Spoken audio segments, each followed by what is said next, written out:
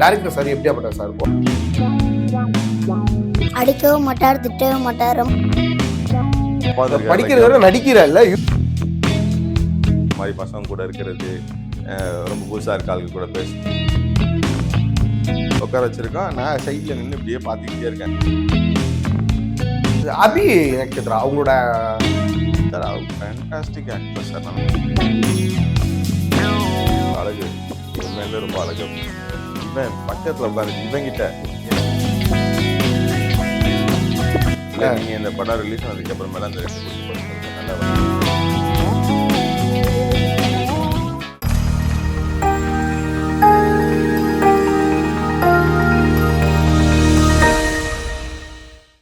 சினிமாஸ்டர் நேயர்களுக்கு வணக்கம். இன்னைக்கு நம்ம கூட வந்து பாத்தீங்கன்னா ஒரு சூப்பரான ஒரு படம். பிகாஸ் இந்த படத்தோட ட்ரைலர் பார்க்கும்போதே ரொம்ப ப்ராமிசிங்கா இருந்துச்சு. ஆர்டி, எஸ், அந்த படத்தோட டைரக்டர் அண்ட் அதுல நடிச்சிருக்க 2 குட்டி பசங்க நம்ம இருக்காங்க. சார் வணக்கம் sir. First of all sir, Methagu. So அந்த படத்தோட ட்ரைலர் பார்க்கும்போதே வந்து பாத்தீங்கன்னா எங்களுக்கு ஒரு நல்ல ஒரு அபிப்பிராயம் இருந்துச்சு. படமும் எங்களுக்கு பிடிச்சிருந்துச்சு. அட் த சேம் டைம் இந்த படத்தோட ட்ரைலர் வந்து பாத்தீங்கன்னா சேம் ஒரு இம்பாக்ட் எங்களுக்கு கிரியேட் பண்ணிருக்கு. அண்ட் ஆர்டி, ஸோ இதுல வந்து அந்த புள்ளிலேயே வந்து பாத்தீங்கன்னா புக்ஸ் வச்சிருக்கீங்க. இந்த படத்தோட ஒரு விஷயமும் எங்களுக்கு ஓரளவு அண்டர்ஸ்டாண்ட் பண்ணிக்க முடியுது. பட் ஏன் ஆர்டி? நல்ல வேலை. இப்போ நான் ரீசெண்டாக இன்டர்வியூஸ் நிறைய கொடுத்துட்டேன். ஆனால் முதல் இன்டர்வியூவில் அரவிந்தன் இல்லையா, நீங்கள் ஒருத்தர் தான் அந்த டைட்டில் இருக்குது வந்து நீங்கள் புக் இருக்குன்னு பார்த்து சொல்லியிருக்கீங்க. அதுதான் ரெண்டுமே வச்சுருக்கோம். ஏன்னா ஒரு பக்கம் அறிவு, இன்னொரு பக்கம் ஆயுதம். இது ரெண்டும் வந்து ஒரு முக்கியமான அரண். அதாவது வந்து பாதுகாப்பு அரண். இந்த சமூகத்தில் வந்து நம்ம எந்த அளவுக்கு செயல்படணும், எந்த அளவுக்கு சரியாக இருக்கணுன்றதுக்கான அந்த கல்வி அறிவு நமக்கு வேணும். நம்மளுடைய அடுத்த கட்ட பயணத்துக்கு கல்வி அறிவு வேணும். நம்மளை பாதுகாக்கிறதுக்கான ஒரு சின்ன ஒரு ஆயுதம். ஏன்னா இப்போ இன்னைக்கு எல்லாமே ப்ரொடெக்ஷன் வந்துச்சுன்னா ஒரு ஸ்டேட் ப்ரொடெக்ஷனாக with rifles, AK-47 sir. So அந்த மாதிரி அந்த ஆயுதமும் வந்து தவிர்க்க முடியாது நம்மளுடைய பாதுகாப்பு. அதை மையப்படுத்தி தான் வச்சிருக்கோம். அதை ஏன் வந்து ஆர்டியில் கொண்டு போய் வச்சிருக்கோம் அப்படின்னா, ஆர்டிங்கிறது வந்து ஒரு பெண்ணுக்குரிய சொல். ஒரு தலைமை பண்புல இருக்கக்கூடிய ஒரு பெண்ணை வந்து அந்த காலத்துல ஆர்டின்னு சொல்லுவாங்க. யூடியூபர் சொல்லுங்க, ஃபேமிலியா ஒரு கண்டென்ட் மட்டும் பண்ணிட்டு இருக்கீங்க. அண்ட் படத்துல சார் கூட ஒர்க் பண்ண அந்த அனுபவம் எப்படி இருந்துச்சு உங்களுக்கு? இல்ல, ஆமா, அது சொல்லாம மைக்ல வர சொல்லு. இப்ப சொல்லு, ஆர்டினா என்னன்னு சொல்லலாம். சொல்லிட்டு இருந்தால அங்க எட்டி பாக்குறல சொல்லு. ஆர்டினா ஒரு பெண்ணுக்குரிய சொல். பாருங்களேன், நல்லா படிப்பான் போல இருக்கு. ஏண்டா அப்பா படிக்கிறத நடிக்கிறல்ல, யூடியூப்ல நிறைய நடிக்கிறீங்க. மில்லியன் ஃபாலோவர்ஸ் வேற வச்சிருக்கீங்க. எப்படி இருந்துச்சு சார் கூட இந்த படத்துல? எப்படி கமிட் ஆன? யார் உனக்கு கால் பண்ணது படத்துல நடிக்கிறதுக்கு? அது எனக்கு தெரியல, எங்க அப்பாக்கு தான் ஃபோன் பண்ணாங்க. உன்கிட்ட போனை கொடுக்கல, அதான் பிரச்சனை இல்லையா? சரி, ஓகே. ஃபோன் பண்ணி என்ன சொன்னாங்க? போய் படத்துல நடிக்க போனோம் இல்லையா? ஸோ எங்க போய் நடிக்க போன? எப்படிலாம் சார் உன்கிட்ட நடிப்பு சொல்லி கொடுத்தாங்க? ஊட்டியில வந்து நடிக்க போனேன். அதுக்கப்புறம் திரும்பி வந்துட்டேன் ஊருக்கு. அதானே சார் வந்து முதல்ல பார்க்கும்போது கொஞ்சம் பயமா இருந்துச்சு பேசும்போது. அப்படியே நடிக்க அவர் கூட பேசி அப்படியே பழக்கமாயிடுச்சு. ஓகே, பழக்கமானதுக்கு அப்புறம் இப்ப பயம் இல்ல சார் மேல? கொஞ்சம் பயம் இருக்கு. ஏன் அந்த கொஞ்சம் பயம்?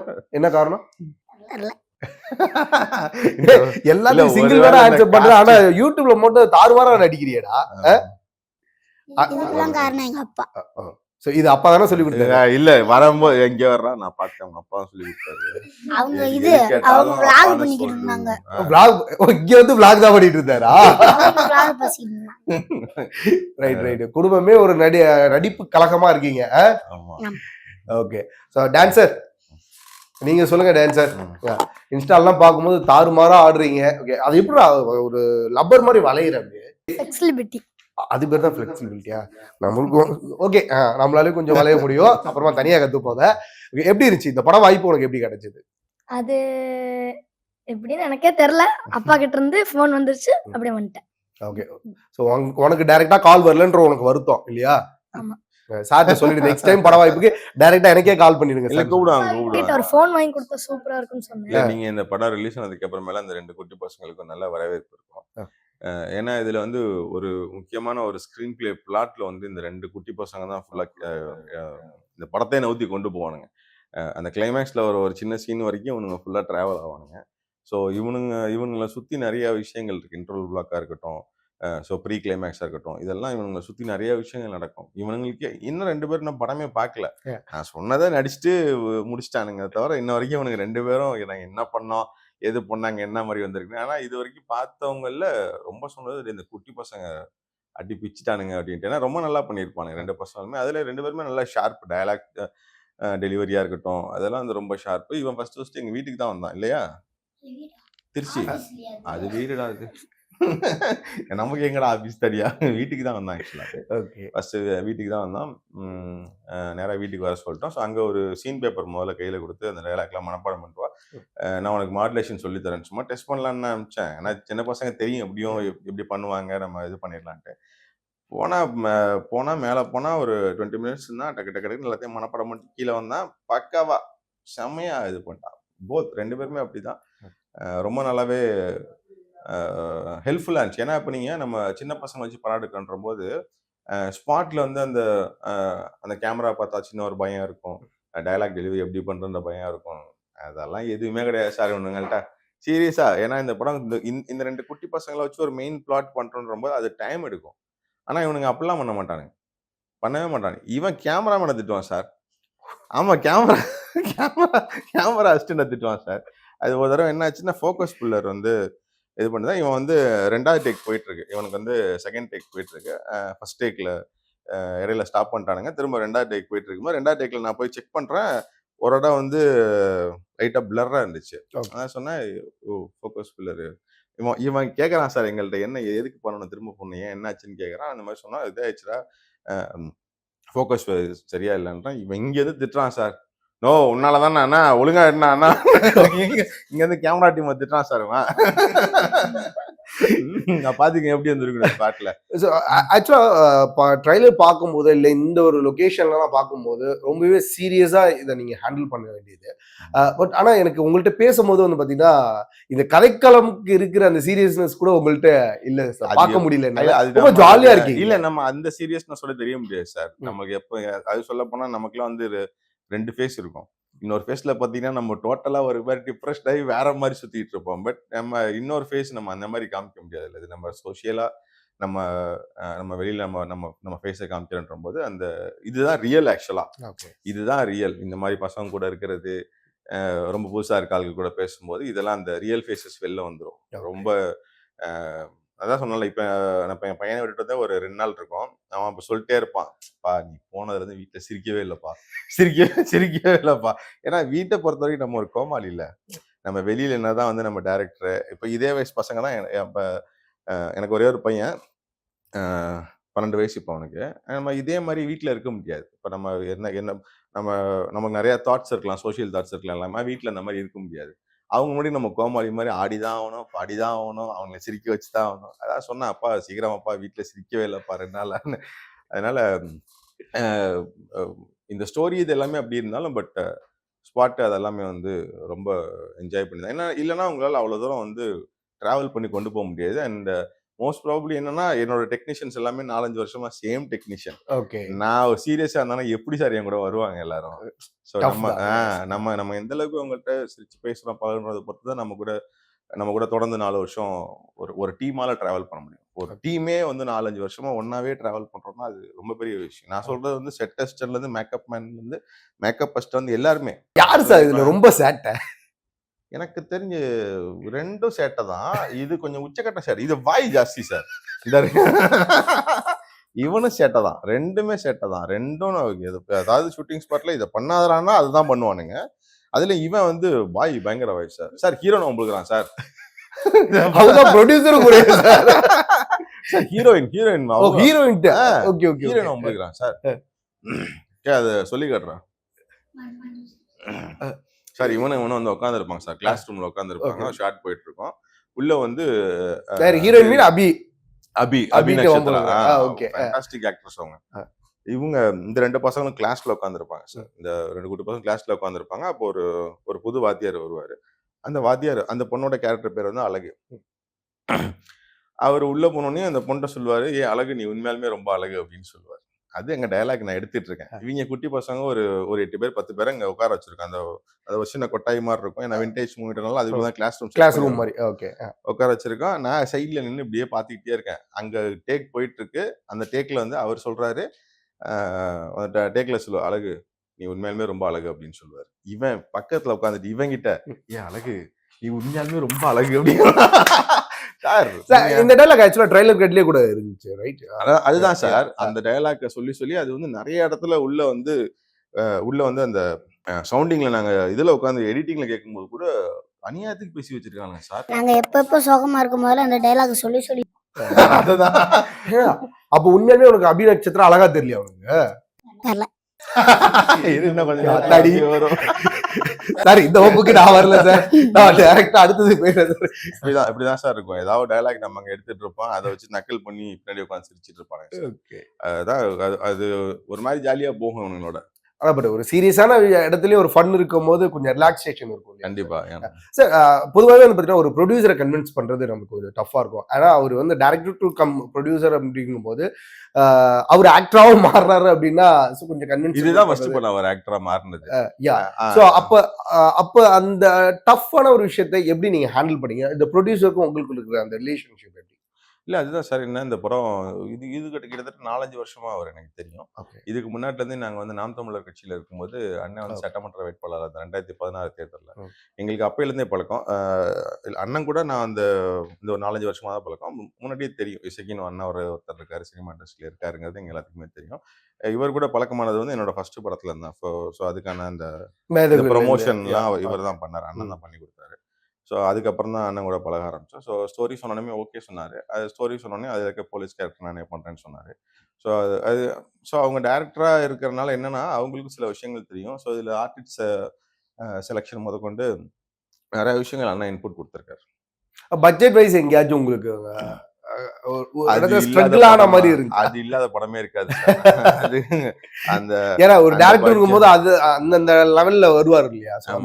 ஆமா. இப்ப என்னன்னா சார், இதுல முக்கியமான விஷயம் என்னன்னா, இப்படி ஒரு படத்தை வந்து நீங்க வந்து இந்த மாதிரி சிந்தனைகள் இருக்க படத்தை வந்து அவ்வளவு சீக்கிரம் யாரும் எடுக்க முன் வர மாட்டாங்க, ப்ரொடியூசர்ஸ் வர மாட்டாங்க. அப்ப இதை வந்து நம்ம வந்து ஒரு கன்ஸ்ட்ரக்டிவான பட்ஜெட்டுக்குள்ளதான் இந்த படத்தையே பண்ண முடியும். ஏன்னா இப்ப வர்றவங்கள்ட்டையும் நம்ம வந்து ரொம்ப இது பண்ணிட முடியாது. ஸோ அவங்கள்ட்ட தான் பண்ண முடியும். ஓகே, ஸோ டான்ஸ்ல எப்படி பிரதர் உங்களுக்கு இன்ட்ரெஸ்ட் வந்துச்சு? நான் பார்த்த உங்களோட இது பார்க்கும்போது ரொம்ப ஃபிளெக்சிபிளா ஆடுறீங்கன்னு சொன்னேன். எந்த வயசுல இருந்து டான்ஸ் கத்துட்டு இருக்கீங்க? நான் 3 வயசுல இருந்து குட்டி வயசுல டான்ஸ் ஆட 3 ஆரம்பிச்சேன். வயசாடா? நடிப்பா இல்ல டான்ஸ் ஆடுனா எதுக்கு இம்பார்ட்டன்ட் கொடுப்பேன்? ரெண்டுத்துக்கும் இம்பார்ட்டன்ட் கொடுப்பேன். வருடா நீனும் ஒரு பிரபுதேவா மாதிரி வருடா. அபி நட்சத்திரா உங்க நடிப்பு பிடிச்சிருந்துச்சா? பிடிச்சிருந்துச்சுனே. நல்ல வேளை பிடிக்கலன்னு. ஓகே, ஸோ டைரக்டர் சார் பத்தி சொல்லு. டைரக்டர் சார் எப்படியாப்பட்ட சார்? உன்கிட்ட எப்படிலாம் வேலை வாங்கினாரு? உன்னை திட்டினாரா இல்ல அடிச்சாரா, ஏதாவது சொன்னாரா?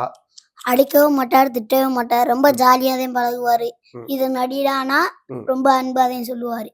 இது இந்த மாதிரி நடி, இந்த மாதிரி இதையும் சொல்லுவாரு. சார் உனக்கு டைலாக்லாம் எப்படி சொல்லி கொடுப்பாரு சொல்லு?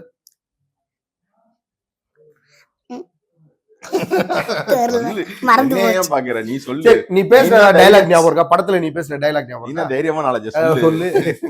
தெரியல, நீ 1 வருஷம் ஆச்சு அந்த படம் எடுத்து. மறந்து போச்சுனே. மறந்து போச்சா?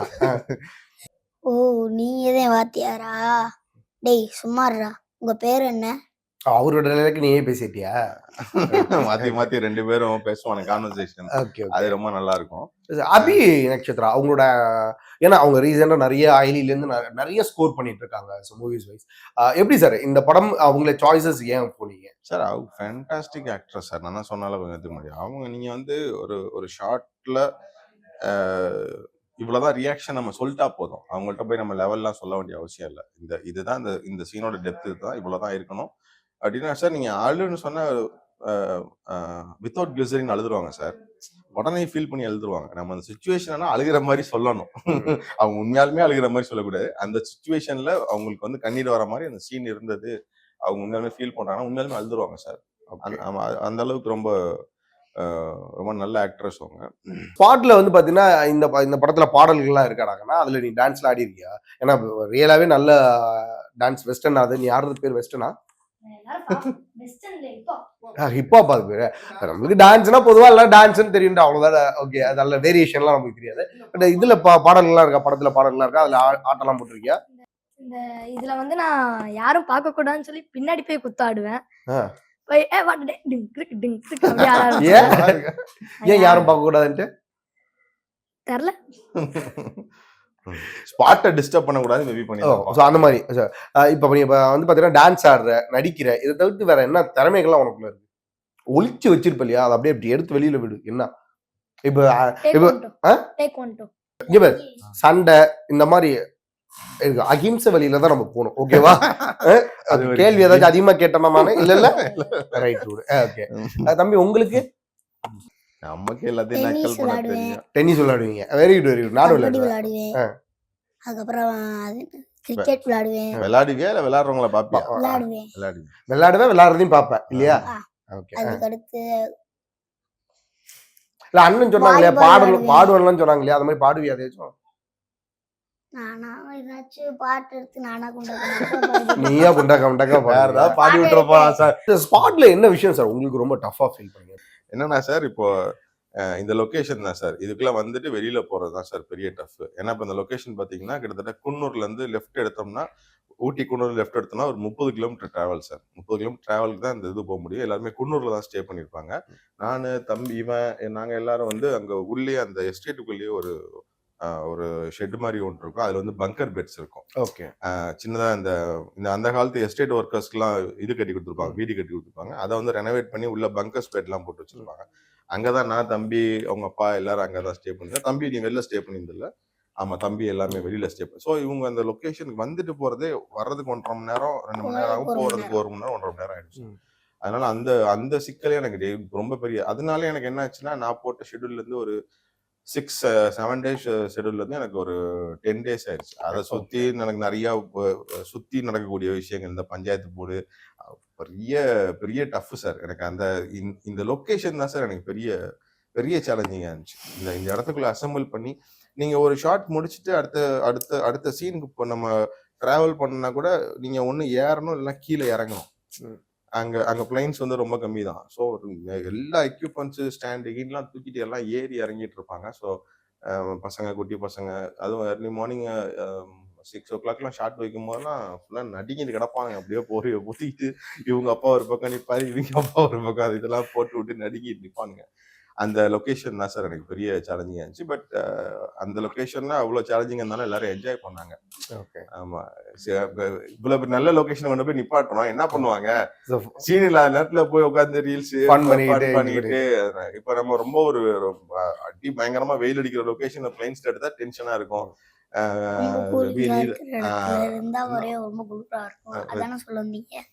பேச விட மாட்டேன். அவன்கிட்ட கேள்வி கேட்டா மட்டும் பேச மாட்டேன்றான் சார். நீங்க என்கிட்ட கேட்டுட்டே இருக்க, அவன் பதில் சொல்லிட்டே இருப்பான். ஓகே.